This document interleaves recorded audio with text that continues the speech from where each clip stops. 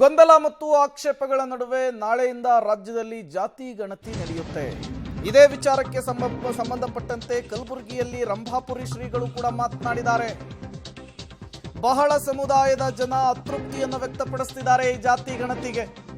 ಹಲವು ಸಮುದಾಯದ ಮುಂದೆ ಕ್ರಿಶ್ಚಿಯನ್ ಪದವನ್ನು ಸೇರಿಸುವಂತಹ ಕೆಲಸ ಆಗಿದೆ. ತರಾತುರಿಯಲ್ಲಿ ಈ ರೀತಿಯ ಜಾತಿ ಗಣತಿಯನ್ನ ಮಾಡಬಾರದು, ಇದನ್ನ ಪೋಸ್ಟ್ಪೋನ್ ಮಾಡಲಿ ಅಂತ ಹೇಳಿದ್ದಾರೆ ಕಲಬುರಗಿಯಲ್ಲಿ ರಂಭಾಪುರಿ ಶ್ರೀಗಳು.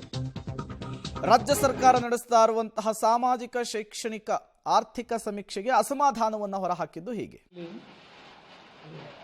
ಒಕ್ಕಲಿಗ ಸಮಾಜದವರು ಕೂಡ ಯಾವುದೇ ಪಕ್ಷದ ರಾಜಕೀಯ ಧೋರಣೆಗಿದ್ದರೂ ಕೂಡ ಆ ಒಕ್ಕಲಿಗ ಸಮಾಜದ ಉಪಮುಖ್ಯಮಂತ್ರಿಗಳಾಗಿರ್ಬೋದು, ಕೇಂದ್ರದ ಸಚಿವರಾಗಿರ್ಬೋದು, ಅನೇಕ ಮಂತ್ರಿ ಶಾಸಕರಾಗಿರ್ಬೋದು, ಅವರೆಲ್ಲರೂ ಕೂಡ ಈ ಒಂದು ಸಮೀಕ್ಷೆಯನ್ನು ಮುಂದೂಡಬೇಕು ಅಂತೇಳಿ ಅವರು ಕೂಡ ಆಗ್ರಹ ಮಾಡಿದ್ದಾರೆ.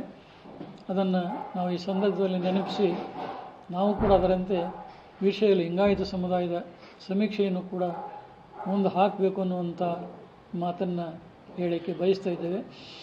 ಮತ್ತು ಈ ರಾಜ್ಯದ ಒಡಲಾಳದ ಒಂದು ಆಶಯವನ್ನು